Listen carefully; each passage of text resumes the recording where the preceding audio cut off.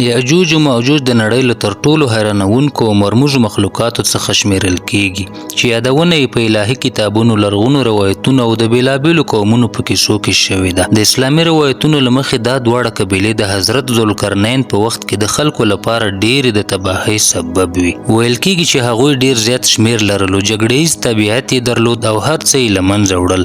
د ذوالقرنین په کیسه کې راغلي چې هغه د دوو لوی غرونو ترمنځ د اوسپنې یو لوی دیوال یا سد جوړ کړ څو د یاجوج او ماجوج مخه ونیسي. د احادیثو له مخې د قیامت له نښو څخه یوه دا ده چې دا دیوال به یو وخت ماتیږي او یاجوج او ماجوج به یو ځل بیا د نړۍ پر مخ خپاره شي. د هغو د شمیر په اړه داسې روایتونه شته چې هر انسان به د زرګونو نورو انسانانو په مقابل کې وي. ځینې اسلامي عالمان وایي چې د دوی نسل ممکن د ترکستان او منګولیا له سیمو وي، ځکه د هلاکو خان او چنګیز خان وحشتونه د یاجوج او ماجوج ځانګړتیاوې یادوي. په بایبل کې هم د یاجوج او ماجوج نومونه راغلي دي چې د یوې وروستۍ جګړې نښه ګڼل کیږي.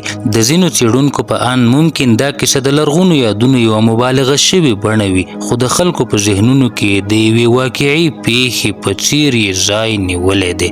حیرانونکې خبره دا ده چې تر ننه د یاجوج او ماجوج د ټیک ځای شکل او حقیقت نه دی معلوم، او دا موضوع د زرګونه کلونو راهیسې د انسانانو لپاره د راز او ویرې سرچینه پاتې شوې ده.